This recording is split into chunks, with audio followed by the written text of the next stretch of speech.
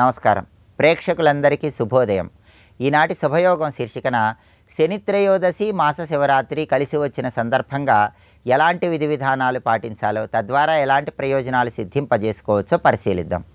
ఈరోజు ఉదయం పూట త్రయోదశి తిథి ఉంది కాబట్టి శని త్రయోదశిగా ఈరోజు శని భగవానుని ఆరాధన చేయాలి.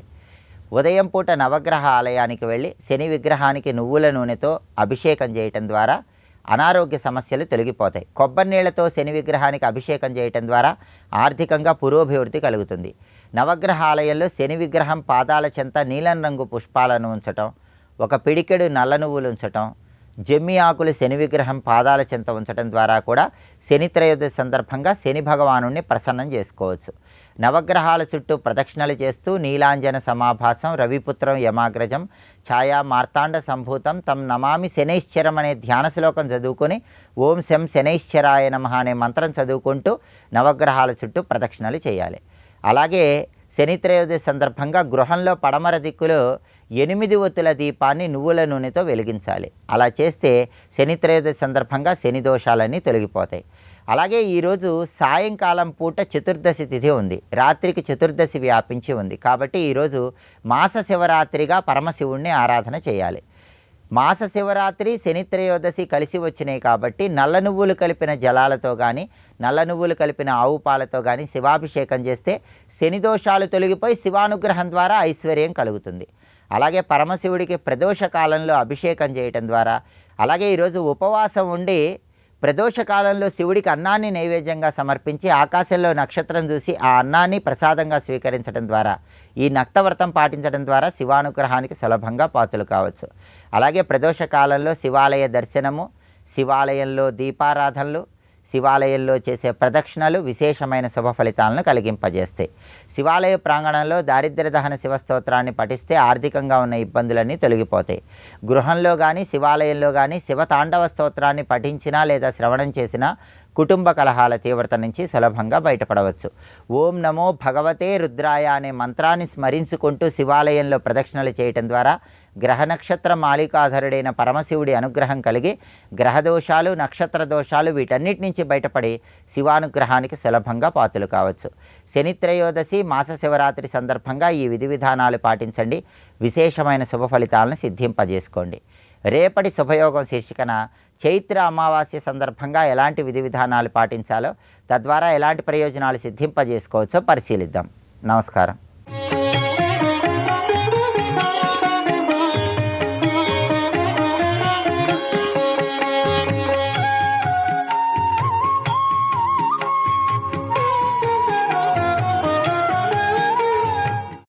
గ్రామాణం త్రయాణ 3 గ్రామములు. గ్రామములు అంటే స్కేల్స్. సంగీతంలో 3 స్కేల్స్ ఉంటాయి. షడ్జ మధ్యమ గాంధార. షడ్జగ్రామ మధ్యమ గ్రామ గాంధార గ్రామములు అని సంగీతంలో ఉన్న స్కేల్స్ని తెలియజేస్తున్నాయట 3 గీతలు.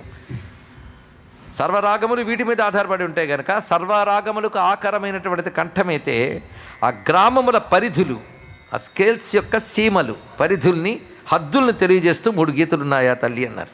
గతి గమక గీత 3 లక్షణాలు ఉండాలట సంగీతంలో. గతి గమకములు అంటే, గతి అంటే ఒక పద్ధతిలో గతి అంటే సంగీతం యొక్క గమన లక్షణం గతి అంటారు. ఈ గతికి అర్థం మార్గ దేశీ అని 2 విధానములు ఉంటాయని లౌకికాన్ని చెప్తారు. కానీ అమ్మవారి సంగీతం ఈ స్థాయిలో కాదు కనుక గతి గమక గీతములు అనే మాటకి శాస్త్ర నిర్వచనమే తీసుకుందాం.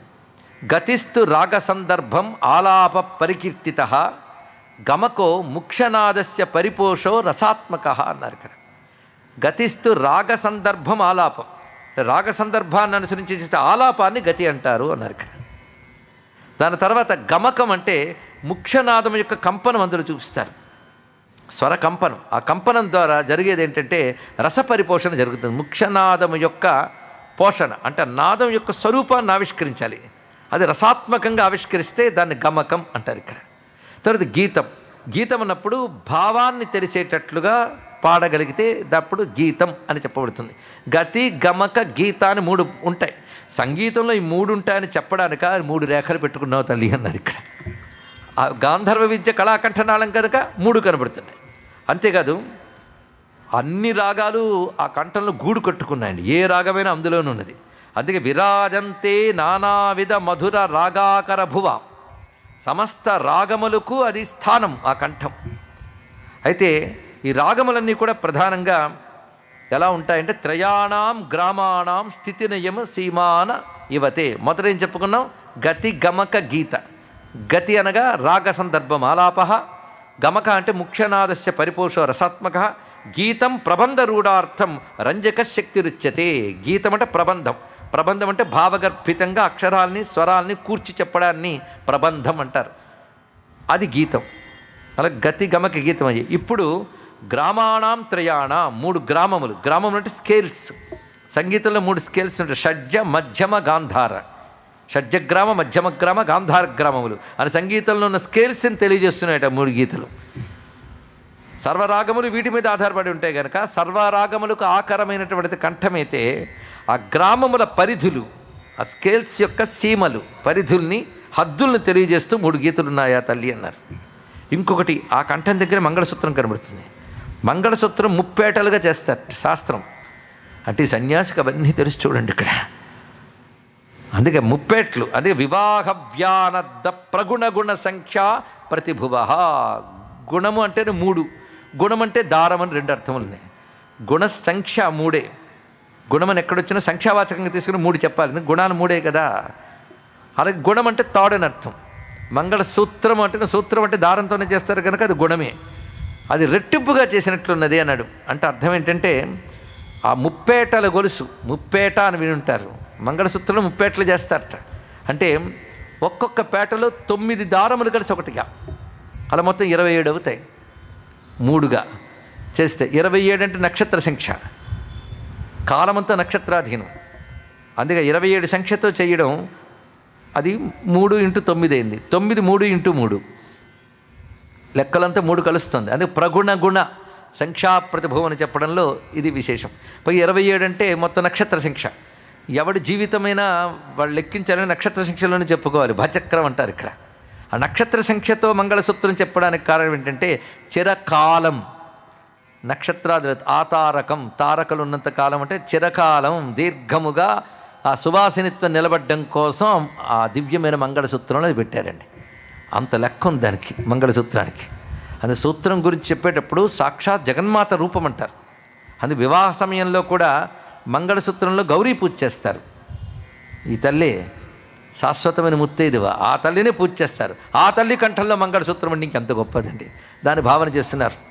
అంటే అమ్మవారి మంగళసూత్రం మనం ఊహించుకుంటున్నామా? ఉందా? ఉన్నదాన్ని ఊహించుకుంటున్నాం, కనబడలేదు కనుక. లేదా ధ్యానిస్తున్నాం అనాలి. అమ్మవారి రూపాన్ని ఊహించుతున్నాం అనకాలి, ధ్యానించాలి అనాలి. లేనిది నువ్వు తలంచుకుంటే ఊహ, ఉన్నదాన్ని తలంచుకుంటే ధ్యానం. ఇది తెలుసుకోవాలి ఇక్కడ. అందుకే అమ్మవారిని ఊహిస్తున్నానండి అనకూడదు, ధ్యానించాలి. ఊహ అంటే నీ ఇష్టం, ధ్యానం అంటే శాస్త్ర పద్ధతి. శాస్త్రంలో చెప్పిన ప్రకారం ధ్యానించాలి ఇక్కడ. ఆ ధ్యానించినప్పుడు మంగళసూత్ర ధ్యానం. ఇప్పుడు ఆ మంగళసూత్రం, సింధూరం, చెవికమ్మలు ఇవన్నీ వర్ణిస్తున్నారు, కాలిమట్టెలు. కానీ ఇవన్నీ దేవతా చిహ్నములు, మరువద్దు. దేవతా చిహ్నములు ధరిస్తే దేవతల వారు అవుతారు. దేవతలకు విరోధమైన వారి చిహ్నములు ధరిస్తే వాళ్ళు అవుతారని చెప్పుకున్నాం. దేవతల విరోధుల వారు నేను చెప్పేశాను, మళ్ళీ ఎందుకు మాటికి. మొత్తానికి అమ్మవారి మంగళసూత్రాన్ని ఇంత చక్కగా ధ్యానిస్తున్నారు. ఆ మంగళసూత్ర వర్ణన ఈ మధ్యకాలంలో చాలా చేసుకున్నాం వర్ణనలో. అందుకు ఆ తల్లి యొక్క మంగళసూత్రం అందరికీ మంగళము కలిగించుగాక అని భావన చేసుకున్నాం. ఆ మంగళసూత్రం ఎన్ని? 3 మూడులు కదా. ఇవి 3 మూడులని చెప్పడానికి తల్లి 3 గీతలు పెట్టుకున్నావు అక్కడ అన్నారు. ఇక్కడ ఆ 3 గీతల్లో 3 రకాల భావాలు ఆవిష్కరించారండి.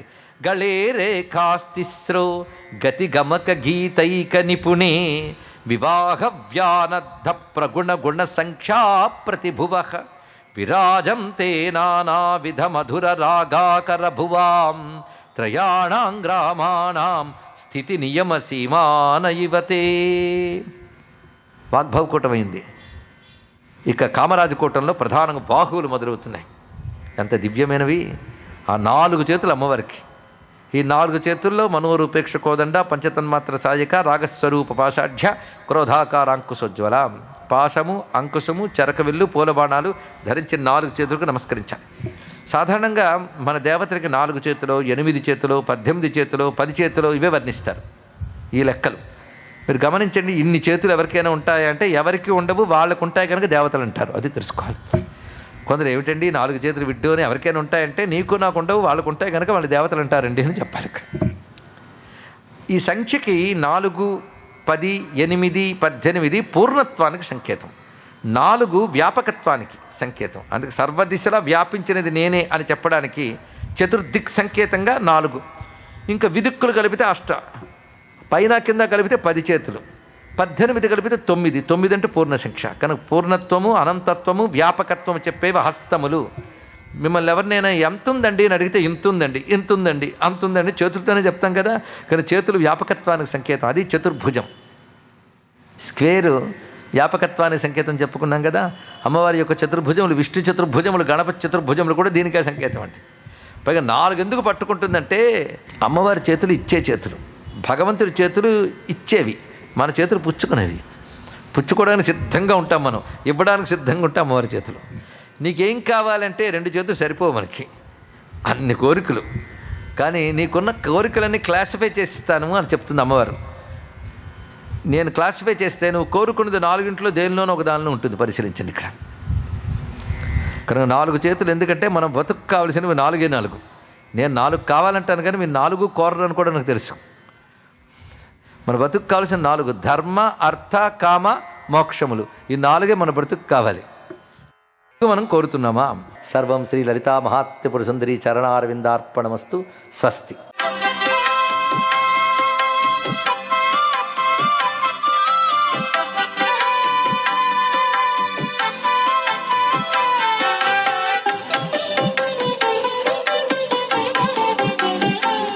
ఓం సవిత్రే నమః. ఓం నమో నారాయణాయ. ఓం నమశివాయ. శ్రీమాత్రే నమః. ఈరోజు అత్యంత అద్భుతవంతమైనటువంటి మాస శివరాత్రి. మాస శివరాత్రి అంటే పరమేశ్వరుడికి చాలా ప్రీతి. ఎందుకంటే ప్రతి నెలా కూడాను మాస శివరాత్రి వస్తుంది. సంవత్సరం పొడుగుతా కూడాను మాస శివరాత్రి నాడు అభిషేక ప్రియుడైనటువంటి పరమేశ్వరుణ్ణి పంచామృతాలతో అభిషేకించి ఆ తీర్థాన్ని ఎవరైతే స్వీకరిస్తారో, ప్రతి మాస శివరాత్రి ఉపవాసం ఉదయం నుంచి రాత్రి సమయం వరకు కూడా ఉపవాసం ఆచరిస్తారో వారి జీవితం ఉత్తమోత్తమమైనటువంటి స్థితిగతులతో విరాజిల్లుతుంది. వాళ్ళకు పుట్టినటువంటి సంతానం కూడాను చాలా చాలా అభివృద్ధికరమైన ప్రభావంతో విరాజిల్లుతూ కీర్తి ప్రతిష్టలతో తొలతూగుతుంది. వంశము నిలుస్తుంది. సత్సంతాన సౌభాగ్య సిద్ధి కలిగింపజేస్తుంది సుమా అంటోంది శాస్త్రం. అందుకే శివానుగ్రహేణ జ్ఞానప్రాప్తి అన్నారు. శివుని యొక్క అనుగ్రహం వల్లనే జ్ఞానం సిద్ధిస్తుంది కదా. అందుచేత ఈ అభిషేక ప్రియుడైనటువంటి పరమేశ్వరుణ్ణి ఓం నమ శివాయ అనే పంచాక్షరీ మంత్రంతో ఎక్కువగా ధ్యానించాలి. శివ పంచాక్షరీ మహామంత్రం అద్వితీయమైనటువంటి ప్రభావాన్ని కలిగిస్తుంది. కాబట్టే ఒక గణపతి మహాముని యమదర్శనం కోసం యమధర్మరాజు ఉండే పట్టణాన్ని సందర్శించినప్పుడు ఆ మునీశ్వరునికి నమస్కారం చేసి, యమధర్మరాజు ఏమిటి స్వామి ఇలా వచ్చారన్నప్పుడు, మీ యొక్క యమ పట్టణాన్ని నేను తిలకించడానికి వచ్చానంటే భటుణ్ణిచ్చి పంపిస్తారు యమధర్మరాజు. ఆ యొక్క భటుడు ఆ యొక్క గణపతి మునీశ్వర స్వామి వారికి చూపిస్తుంటే ఒకచోట కుంభీపాక నరకంలో అందరూ చెప్పలేనంత దిగులు కష్టాలు పడుతూ బాధలు అనుభవిస్తున్నటువంటి దృశ్యాన్ని చూసి ఈ మునీశ్వరునికి మనసు కరిగి జాలి వేసింది. వీళ్ళందరినీ ఉద్ధరించడం కోసం ఆయన, ఓ ప్రజలారా, నేను మీకు చెప్పేటువంటి మంత్రాన్ని మీరంతా కూడా పాటించండి, తప్పనిసరిగా మేలు జరుగుతుందని గొంతెత్తి ఓం నమ శివాయ అనే పంచాక్షరి మహామంత్రాన్ని చెప్పడం జరిగింది. ఆ మంత్రాన్ని వాళ్ళు ఉచ్చరించేసరికల్లా బాధలన్నీ తొలగిపోయి సరాసరి స్వర్గానికి చేరుకున్నారు వాళ్ళంతా. ఇది తెలిసి చేసిన తెలియక చేసిన పంచాక్షరి మహామంత్రంలో దాగిన అద్భుతవంతమైనటువంటి ప్రక్రియ. అందుకే శివనామం అంత గొప్పదిగా మనం భావిస్తాం. ఓం నమ శివాయ అనే పంచాక్షరి మంత్రాన్ని ఈ యొక్క మాస శివరాత్రి నాడు ఎంత ఎక్కువగా ప్రతి వాళ్ళు ఆచరిస్తారో వారికి పరమేశ్వరుడు కంటికి రెప్పలా కాపాడటమే కాదు, వివిధ రంగాలలో అభివృద్ధిని కూడాను ఇచ్చి తీరుతాడు అని చెప్పడంలో ఏమాత్రం సందేహం లేదు. సర్వే జనా సుఖినో భవంతు.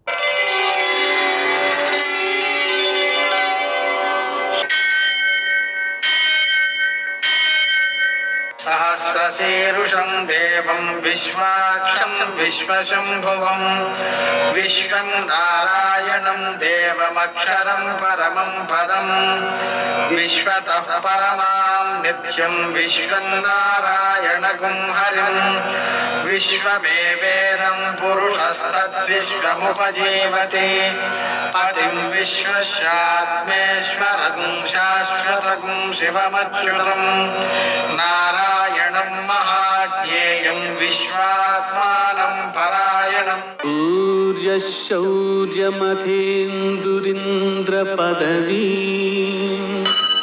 సన్మంగళం మంగళం. పద్మావతి ప్రణయలాలితముగ్ధదేహ శ్రీ వెంకటేశరుణమోచనమస్తు మహ్యం. నేటి కాలమాన విశేషాలను గమనిద్దాం. స్వస్తి శ్రీ చాంద్రమాన విశ్వావసనామ సంవత్సరం ఉత్తరాయణం వసంత ఋతువు చైత్రమాసం కృష్ణపక్షం శనివారం. సూర్యోదయం 5:49 సూర్యాస్తమయం 6:22 తిథి త్రయోదశి ఉదయం 8:27 వరకు, తరువాత చతుర్దశి తెల్లవారుజామున 4:49 వరకు, నక్షత్రం ఉత్తరాభాద్ర ఉదయం 6:27 వరకు, తరువాత రేవతి తెల్లవారుజామున 3:39 వరకు, వర్జం సాయంకాలం 5:03 నుంచి 6:28 వరకు, దుర్ముహూర్తం ఉదయం 5:49 నుంచి 7:29 వరకు, అమృతకాలం తెల్లవారుజామున 1:31 నుంచి 2:56 వరకు, రాహుకాలం శనివారం కాబట్టి ఉదయం 9 నుంచి 10:30 వరకు, అష్టకవర్గ రీత్యా శుభప్రదమైన సమయం ఉదయం 11 గంటలకి. నేటి విశేషం మాస శివరాత్రి, శని త్రయోదశి కూడా. అదేవిధంగా అవమాదినం అంటే 3 తిథులు స్పర్శ కలిగింది ఈరోజు. అవమాదనం సందర్భంగా మనం చేసేటువంటి దానాలు, నదీ స్నానాలు విశేషమైనటువంటి ఫలితాన్ని ఇస్తాయి. అలాగే శనిత్రయోదశి సందర్భంగా శివునకు కేజీంపావు నువ్వుల నూనెతో అభిషేకం చేసి 1/2 కేజీ నల్ల నువ్వులతో పూజ చేసి ఆ నువ్వులు ఆవుకి పెట్టడం, ఆ నూనెలో పసుపు కలిపి ఆవులకి రాయడం, వెంకటేశ్వర దీపారాధన, హనుమంతుడిని ఆరాధించడం, పూజించడం, ప్రదక్షిణాలు చేయడం, అప్పాలు నివేదన చేయడం, హనుమాన్ చాలీసా పారాయణ చేయడం మొదలైనటువంటి కార్యక్రమాలు సకల గ్రహ దోషాలని నివారిస్తాయి. మాస శివరాత్రి సందర్భంగా 8 కాలాల్లో కానీ 6 కాలాల్లో కానీ కనీసం ఉదయం, మధ్యాహ్నం, సాయంకాలం, అర్ధరాత్రి సమయాల్లో కానీ శివారాధన చేయడం, రోజంతా ఉపవాసం ఉండడం విశేషమైన సత్ఫలితాలను అందిస్తాయి. నేటి ఆణిముత్యాలు.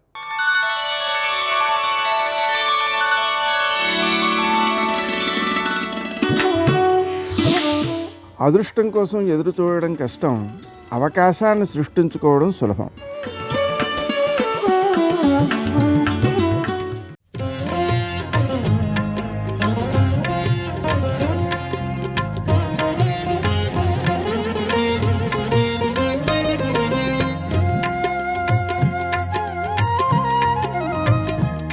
మనుష్యులకు ఎలాంటి ఉద్వేగాలు ఉంటాయో శ్రీరామాయణంలో అటువంటి ఉద్వేగాలు అన్నీ ఉంటాయి తప్ప ఏ ఉద్వేగం లేకుండా పరమేశ్వరావతారంగా ప్రవర్తిస్తే రామాయణం అంతటి సుందరాతి సుందరమైన కావ్యము కాదు. తనకున్నది ఒక్క కొడుకు, ఆ ఒక్క కొడుకు లేక లేక లేక లేక పుట్టాడు. ఆ పుట్టినవాడు సుగుణాభిరాముడు. 4 అన్నదమ్ములు శ్రేష్ఠులైన, అందులో మళ్ళీ విశేషమైన గుణములు కలిగినటువంటి వాడు. అటువంటి తన కొడుకు అరణ్యవాసానికి వెళ్ళిపోయి సింహాసనాన్ని కోల్పోతుంటే ఏ తల్లి గుండె బద్దలైపోదు. ఆ వృద్ధాప్యంలో కొడుకు దూరం అయిపోతున్నాడన్న మాట తట్టుకోలేనటువంటి కౌసల్య తన కొడుక్కి సింహాసనం దక్కాలని వెంపర్లాడడంలో ఆశ్చర్యమే ఉంది. అందులో రాచరికంలో ఒక బలహీనత ఉంటుంది. ఎవడు సింహాసనం మీద కూర్చున్నాడో వాడి కొడుకే తరువాతి కాలంలో మళ్ళీ సింహాసనం మీద కూర్చుంటాడు. రాముడు పెద్ద కొడుకు అయ్యుండి కూడా ఒకసారి సింహాసనం విడిచిపెట్టాడు అంటే రాముని కడుపున పుట్టిన బిడ్డలు కూడా ఎప్పటికీ సింహాసనం మీద కూర్చోరు. ఇక ఎప్పటికీ రామచంద్రమూర్తి యొక్క సంతానం సింహాసనం మీద కూర్చునేటటువంటి అధికారాన్ని కోల్పోతోంది. ఇన్ని తెలిసిన కౌసల్య అంత ఉద్వేగాన్ని పొంది ఇది ఆలోచించకూడదా అని ఆ బాధలో ఉంది అంటే వెంటనే మనం దాన్ని తప్పు పట్టి తీర్పులు చెప్పే ప్రయత్నం చేయకూడదు. శ్రీరామాయణం నరుడి కథకి ఎంత దగ్గరగా ఉంటుందో ఆలోచించాలి. వెంటనే రాముడు అన్నాడు, లక్ష్మణ, అమ్మ దగ్గర నువ్వు ఏ మాటలు మాట్లాడకూడదో ఆ మాటలు మాట్లాడి నన్ను ఎంత ఇబ్బందికి దగ్గర చేశావో గుర్తుపట్టలేదా అని అడిగాడు. అమ్మ నోటి వెంట అంత మాట వచ్చేసింది. నువ్వు ఇటువంటి ప్రతిపాదనలు తీసుకొచ్చి ప్రోత్సహించడం వల్ల కదూ, నువ్వు అలా మాట్లాడచ్చా అని ఆయన వెంటనే ఒక అద్భుతమైన విషయం చెప్పాడు. నిన్న రాత్రి పిలిచి మనం ఏమీ అడగకుండానే రామా నా దగ్గరికి రా అని సుమంత్రుడితో కబురు చేసి, నేను విడితే నాకు పీడకలలు వస్తున్నాయి రామా, ఎంతో కాలం ఉంటాననుకోవట్లేదు, ఈ తెల్లగొడుగు కిందే నా శరీరం జర్జరీభూతం అయిపోయిందిరా, నీకు యవరాజ్య పట్టాభిషేకం చేద్దాం అనుకుంటున్నాను, పెద్ద కుమారుడివి, రాత్రి ఉపవాసం చెయ్యి, సీతమ్మతో కలిసి పూజామందిరంలో పడుకో, వశిష్ఠ మహర్షి దగ్గరుండి నీతో ఉపవాస ప్రక్రియ చేయిస్తారు, రేపు ఉదయం రా, నీకు పట్టాభిషేకం చేస్తానన్నాడు. ఆయన ఎవరు? తండ్రి దశరథ మహారాజే. ఇవాళ పొద్దున్న నేను వెళ్ళేసరికి రామా నీకు రాజ్యం ఇవ్వట్లేదు, 14 ఏళ్ళు అరణ్యవాసం చెయ్యన్నాడు. ఎవరు? ఆ దశరథ మహారాజే. అప్పటి దశరథుడైనా ఇప్పటి దశరథుడైనా నీకు నాకు ఏమవుతాడు? తండ్రి. ఆ తండ్రితనం ఖైదులోకి వెళ్ళవలసి వస్తే ఏ కారణానికి వెళ్ళాలి? మనకి రాజ్యం ఇవ్వలేదని. అంటే మనకి రాజ్యం ఇస్తే తండ్రి, మనకి రాజ్యం ఇవ్వకపోతే తండ్రి కాదు. ఆయన్ని ఖైదు చేస్తావా?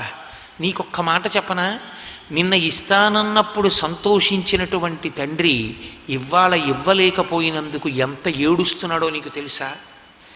అంత ఏడుస్తున్నా, అంత ఇవ్వాలనున్నా ఇవ్వలేకపోతున్నాడు. ఇవ్వగలిగినవాడు ఏమనాలి? ఆయనే ఇవ్వగలిగినవాడు, స్వతంత్రుడు, సమర్థుడు, మహారాజు. నేను పెద్ద కొడుకుని, అర్హత ఉన్నవాణ్ణి, నా యందు అధర్మం లేదు, కాబట్టి నేను యోగ్యుణ్ణే పట్టాభిషేకానికి. అయినా అడ్డొచ్చింది. ఆ అడ్డు తొలగించలేని అడ్డు. సత్యము చేత కట్టబడ్డాడు, ధర్మము చేత కట్టబడ్డాడు. ఇప్పుడు కైకమ్మకిచ్చిన వరాల్ని పక్కన పెట్టలేడు. దీన్ని ఏమంటారో తెలుసా లక్ష్మణ అన్నాడు రాముడు. వింటున్నాడు లక్ష్మణస్వామి. అది లక్ష్మణస్వామికి ఉన్న గొప్పతనం. ఎంత కోపంలో ఉండనివ్వండి, అన్నయ్య చెప్తే మాత్రం అలా చెవులు రిక్కించి వింటాడు. ఓరి పిచ్చివాడా, నిన్నను రాజ్యం ఇస్తానన్న నాన్నగారు ఇవాళ రాజ్యం ఇవ్వాలనున్నా ఏడుస్తున్నాడు తప్ప ఇవ్వలేకపోతున్నాడంటే, ఇద్దామని ఉన్న నాన్నగారు ఇవ్వలేకపోయిన స్థితిని కల్పించి ఏడిచేట్టు చేసిన వాడు పరమేశ్వరుడు. ఆయన అడ్డుపడ్డాడు. ఆ దైవము నీ కంటికి కనపడదు, దాంతో నువ్వు యుద్ధం చేయలేవు. అసంకల్పితమేవేహ యదకస్మాత్ ప్రవర్తతే నివర్త్యారంభమారబ్ధం అనుదైవస్య కర్మతత్. ఎంత అద్భుతమైన మాట్లాడాడు. అసలు నిజంగా ఈ శ్లోకం జీవితంలో వంటపడితే చాలామంది మీద కోపం పెట్టుకోవడానికి అవకాశం ఉండదు. అవతలవాడు ప్రేమైకమూర్తి, ఇవ్వాలనే ఉన్నాడు. నిన్న రాత్రి ఇద్దామనుకున్నాడు, ఇప్పుడు ఇద్దామనుకున్నాడు. ఇప్పుడు ఇద్దామనుకున్నా ఇవ్వలేకపోతున్నానని ఏడుస్తున్నాడు తప్ప ఇవ్వలేకపోతున్నాను ఇవ్వాలని సంతోషించట్లేదు. కానీ తీసుకో అనలేకపోతున్నాడు, పట్టం కట్టలేకపోతున్నాడు. ఏం అడ్డుపడింది? నిన్న రాత్రి వరకు సంతోషించిన కైక మనసు అకస్మాత్తుగా ఎందుకు మారింది? వరాలు ఎందుకు జ్ఞాపకం వచ్చి అడిగింది? ఎవరు చేశారు ఈ పని అంటే? లౌకికంగా ఎవరో ఒక వ్యక్తి నీకు కనపడచ్చు, కానీ అసలు ఫలితము అలా రావడానికి కారణము దైవము. ఆ దైవము కంటికి కనపడదు. సర్వం శ్రీ ఉమామహేశ్వర పరబ్రహ్మార్పణమస్తు. స్వస్తి.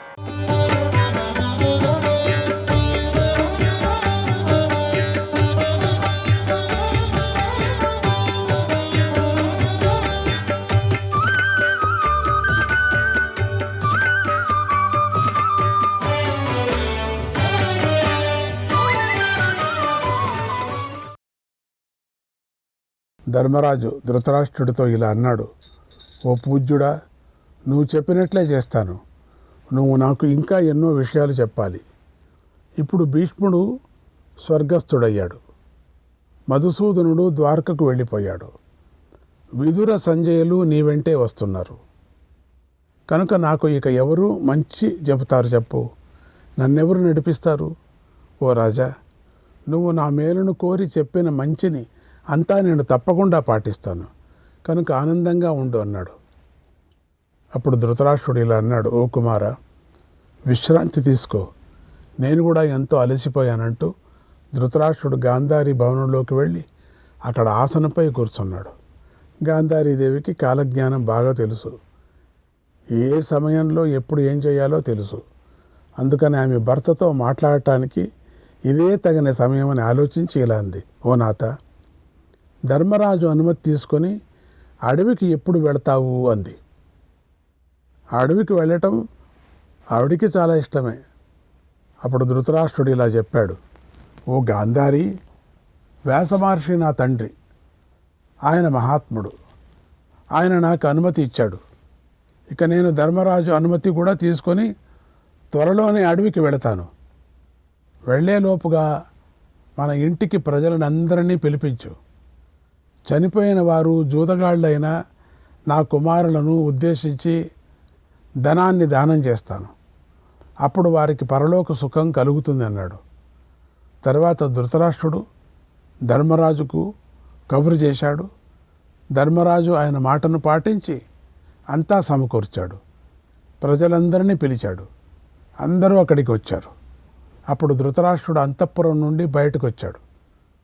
అప్పుడు అక్కడ నగరవాసులు, గ్రామవాసులు అందరూ ఉన్నారు. వారందరితో ధృతరాష్ట్ర మహారాజు ఇలా అన్నాడు, మీరందరూ కురువంశీయులతో చిరకాలం నుండి కలిసి జీవిస్తున్నారు. అందుచేత ఒకరికొకరు ఆప్తులై ఉన్నారు. ఒకరి మేలు చేయటంలో మరొకరు ఆసక్తి చూపుతున్నారు. ఇప్పుడు నేను చెప్పే మాటలు వినండి, దాన్ని పాటించండి. ఇప్పుడు నేను గాంధారితో కలిసి అడవులకు వెళ్ళాలని అనుకుంటున్నాను. దానికి వ్యాసుడు, ధర్మరాజు అనుమతినిచ్చారు. ఇక మీరు కూడా నాకు అనుమతినివ్వండి. మీరు మాకు శాశ్వతమైన స్నేహబంధం ఉంది. ఇలాంటి బంధం మరే దేశంలోనూ రాజులు, ప్రజలకు మధ్య లేదు. ఈ వార్ధక్యంలో గాంధారి నేను బాగా అలసిపోయాం. నేను పుత్రులను కోల్పోయాను. ఉపవాసంతో బాగా కృషించిపోయాను. ధర్మరాజు పాలనలో గొప్ప సుఖాన్ని పొందాను. ఓ సజ్జనులారా, నేనిప్పుడు దుర్యోధనుడి పాలనలో కన్నా ఎక్కువ సుఖాన్నే పొందాను. నేను అంధుణ్ణి, వృద్ధుణ్ణి, పుత్రులను కోల్పోయిన వాణ్ణి. కనుక నాకు అరణ్యానికి వెళ్ళటం తప్ప మరో గతి లేదు. నన్ను అనుమతించండి అన్నాడు. ఆ ధృతరాష్ట్రుడి మాటలు విని కురుజంగాల ప్రజలు కన్నీరు కార్చారు. ఆ కురుజాంగాల వాళ్ళందరూ కూడా వారి గొంతులు బొంగురుపోయాయి. వారు పెద్దగా రోధించారు. ఏమీ మాట్లాడలేకపోయారు. ధృతరాష్ట్రుడు దీన్ని గమనించి మళ్ళీ తానే ఇలా అన్నాడు వైశంపాయన మహర్షి. శ్రీకృష్ణాయ పరమాత్మనే నమః. 9వ అధ్యాయం. ధృతరాష్ట్రుడు ప్రజలతో ఇలా అన్నాడు, ఓ ప్రజలారా, ఈ రాజ్యాన్ని శంతనుడు చక్కగా పరిపాలించాడు. అలాగే నా తండ్రి అయిన విచిత్ర వీరుడు కూడా భీష్ముడి సంరక్షణతో ఈ రాజ్యాన్ని పాలించాడు. ఈ విషయం మీకు తెలుసు. తర్వాత నా సోదరుడైన పాండురాజు పాలించాడు. అతడు మీకెంతో ఇష్టుడు. అతడి పాలన కూడా మీకు తెలుసు. ఓ పుణ్యాత్ములారా, నేను కూడా పాండురాజు తర్వాత మిమ్మల్ని పాలించాను. మంచి చేశానో చెడు చేశానో నాకు తెలీదు. పొరపాటు కనుక ఒకవేళ చేసి ఉంటే మీరు నన్ను క్షమించండి. దుర్యోధనుడు ఈ రాజ్యాన్ని ఎలాంటి అడ్డంకులు లేకుండా హాయిగా అనుభవించాడు. తాను చెడుబుద్ధి గలవాడు, మూర్ఖుడు అయినా కూడా తాను పాలిస్తున్నప్పుడు మీ విషయంలో ఎలాంటి తప్పు చేయలేదు. కానీ అతడి గర్వంతోనూ అవినీతితోనూ స్వయంగా చేసుకున్న తప్పుతోనూ రాజుల మధ్య తీవ్రమైన సంగ్రామం జరిగింది. అందులో కౌరవులందరూ చనిపోయారు. భూమి అంతా నాశనం అయిపోయింది. ఈ విషయంలో నేను ప్రవర్తించిన మంచి చెడులను మీరు మనసులో పెట్టుకోకండి. మీకు చేతులెత్తి నమస్కారం చేస్తున్నాను. ఈ రాజు వృద్ధుడు, ఈ కుమారులను కోల్పోయాడు, దుఃఖంలో పూర్తిగా మునిగిపోయి ఉన్నాడు. మన రాజవంశం వాడే అని మీరు భావించి నన్ను క్షమించండి. మనవాడే కదా అని క్షమించండి. నేను అడవికి వెళ్ళటానికి అనుమతించండి. ఈ గాంధారి వృద్ధురాలు పుత్రులను కోల్పోయింది. తపస్విని దీనురాలు పుత్రశోకంతో ఎంతో బాధపడుతుంది. ఈమె కూడా నాతో పాటు మీ క్షమను కోరుతుంది. ఈ వృద్ధులిద్దరూ కూడా పుత్రులంతా కోల్పోయాం, దుఃఖిస్తున్నారు. మీరంతా అట్లా గ్రహించండి. మేము మిమ్మల్ని శరణు కోరుతున్నాం, మీకు మేలు జరగాలి. కుంతీపుత్రుడైన ధర్మరాజు ఇప్పుడు మీకు రాజు కనుక మంచి చెడు సమయాల్లో మీరు ఎప్పుడూ ధర్మరాజును కనిపెట్టుకొని ఉండండి. ఇతడిని కాపాడుకోండి. ఇతడు ఎప్పుడూ కూడా మీకు వ్యతిరేకంగా నడుచుకోడు. ఇతడి నలుగురు సోదరులు లోకపాలకులు వంటి వారు. ఈ ధర్మరాజు ఇతడి నలుగురు సోదరులు లోకపాలకుల వంటి వారు. వారికి సర్వధర్మాలు తెలుసు. అందుచేత వారు ఇతడికి మంత్రులుగా ఉన్నారు. భీమార్జున నకుల సహదేవులతో కలిసి మహాబాహులైన ఈ ధర్మరాజు సర్వభూతాలకు సర్వ జగత్తుకు భర్త అయిన బ్రహ్మదేవుడిలాగా మిమ్మల్ని పాలిస్తాడు. ఈ ధర్మరాజుకు మీ దగ్గర దాచి ఉంచుతున్నాను, మిమ్మల్ని ఈ వీరుడి దగ్గర దాచి ఉంచుతున్నాను. నా కుమారుడు కానీ నా వారెవరైనా కానీ మీకేదైనా చెడును చేసి ఉంటే దాన్ని క్షమించండి. ఇక్కడి నుంచి నన్ను వెళ్ళటానికి అనుమతించండి. గతంలో మీరెప్పుడూ కూడా నాపై ఇలాంటి కోపాన్ని చూపించలేదు. మీరు పూర్తిగా గురుభక్తులు, ఎలాంటి కోపాన్ని చూపించలేదు మీరు. ఇదిగో చేతులు జోడించి మీకు నమస్కారం చేస్తున్నాను.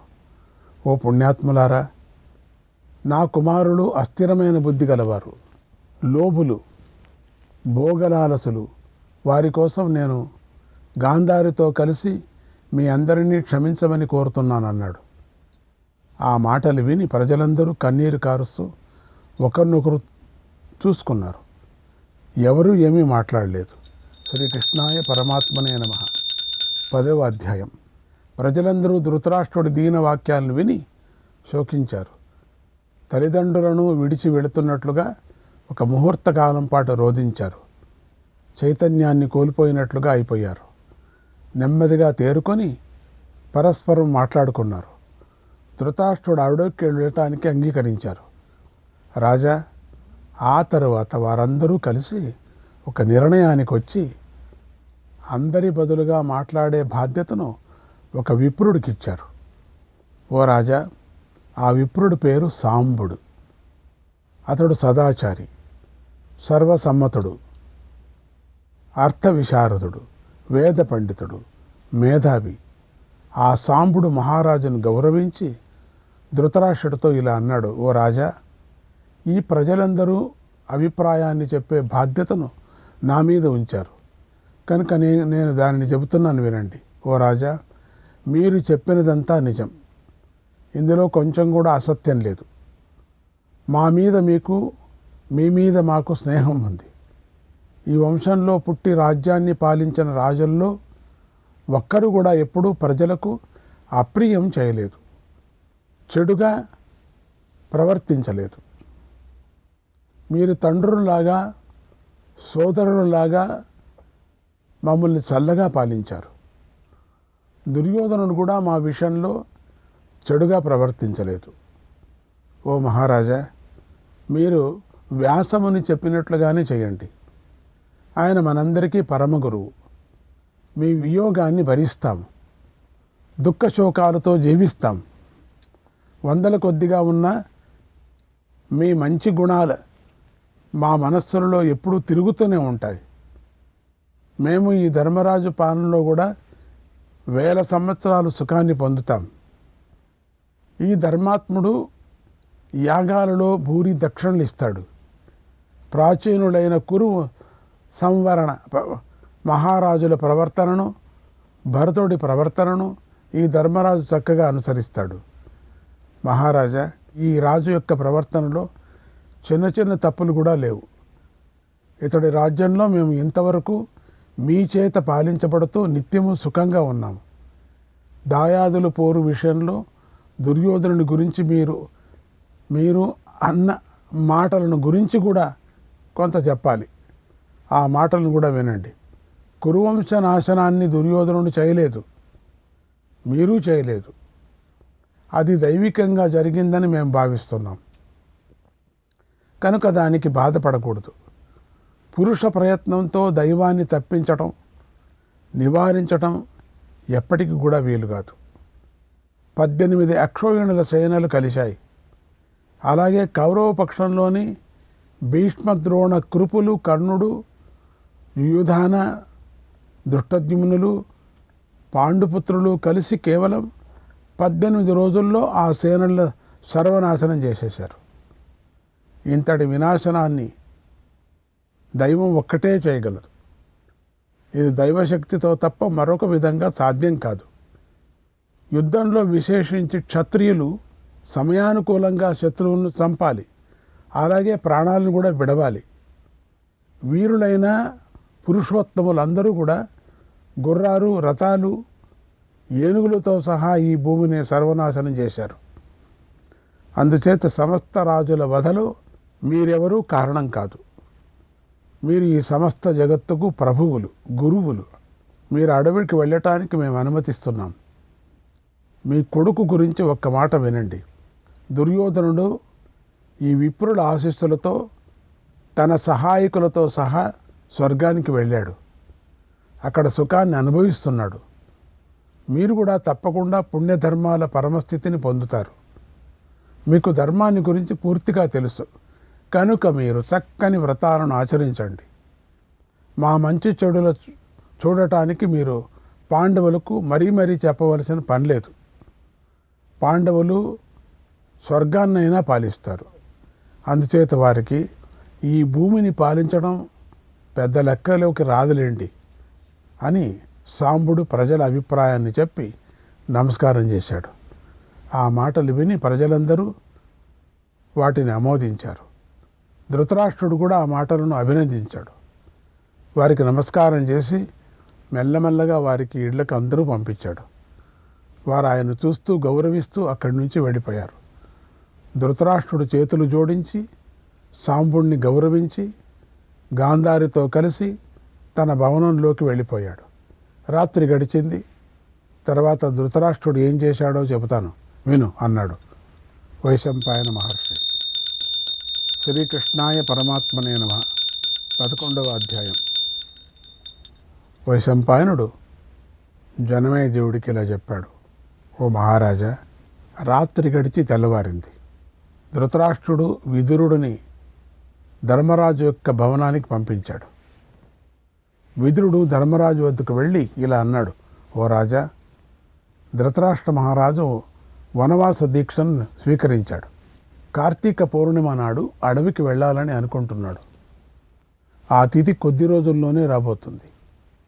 ఓ రాజా, ఇప్పుడు ఆయన భీష్ముడికి, ద్రోణుడికి, సోమదత్తుడికి, బాక్లికుడికి, తన కుమారులకు, యుద్ధంలో మరణించిన ఇతర మిత్రులకు శ్రాద్ధాన్ని పెట్టాలని అనుకుంటున్నాడు.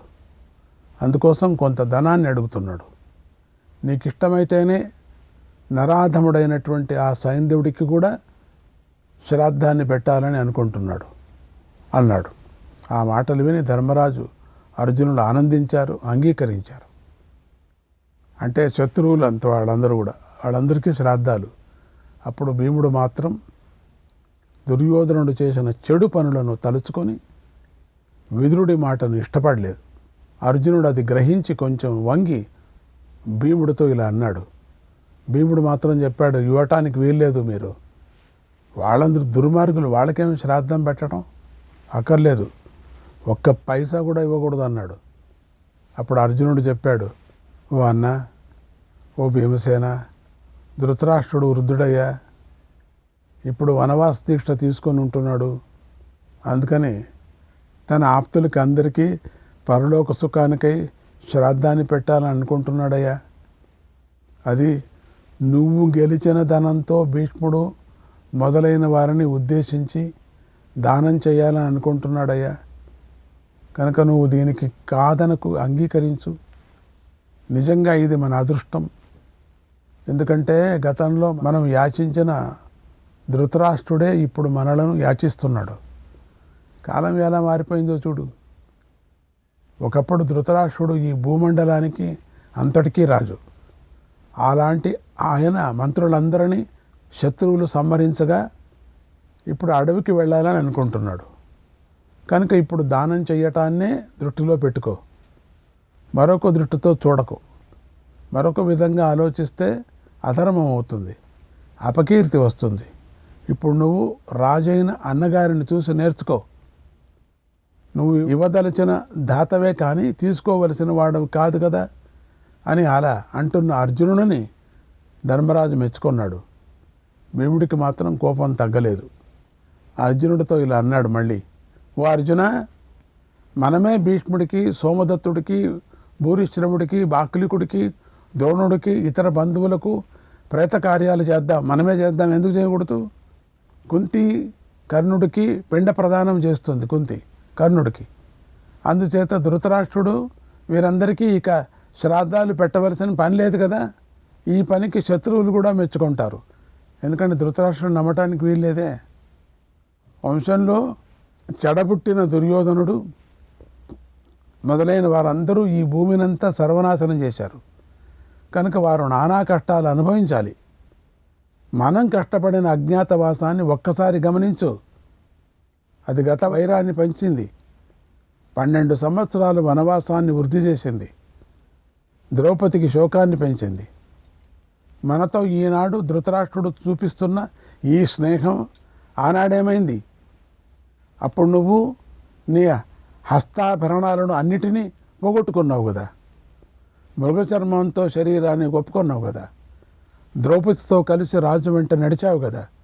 అప్పుడు ద్రోణ, భీష్ములు ఎక్కడున్నారు? సోమదత్తుడు ఎక్కడికి పోయాడు? 13 సంవత్సరాల పాటు అడవిలో ఫలాలతో జీవించండి అని అందరూ అన్నారు కదా. అప్పుడు నీ పెదనాన్న నిన్ను తండ్రిగా చూశాడా? అప్పుడు కష్ట సమయంలో ఆదుకున్నాడా? అర్జున, ఈ ధృతరాష్ట్రుడు దుష్టుడు తెలుసా? దుర్బుద్ధి. నిండు సభలో గెలిచేశామా, పందెం గెలిచేశామా అని విదురుణ్ణే అడిగాడు. ఆ విషయం నువ్వు మర్చిపోయావా? ఇలా భీముడు గట్టిగా మాట్లాడుతూ ఉంటే ధర్మరాజు అంతకంటే గట్టిగా భీముడిని గదుముతూ, ఓ భీమా ఊరుకో అని అన్నాడు ఒక్కపారి గట్టిగా. శ్రీకృష్ణాయ పరమాత్మనే నమః. భీముడికి చాలా కోపం వచ్చేసింది. తట్టుకోలేక అంత బయటకు వచ్చేసింది. 12వ అధ్యాయం. అర్జునుడు భీముడితో ఇలా అన్నాడు, ఓ భీమా, నువ్వు నాకన్నా పెద్దవాడవయ్యా, గురువుతో సమానుడు.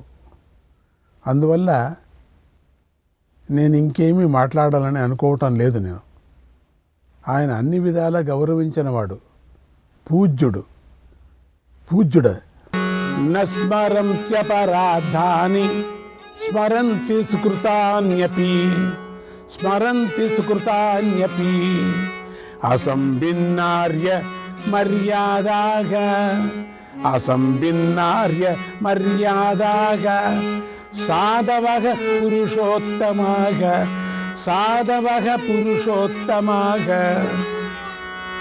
సాధువులుగా ఉండి పెద్ద మర్యాదలను దాటని పురుషోత్తములు ఇతరుల అపరాధాలను తలుచుకోరు, మంచి పనులే స్మరిస్తారు.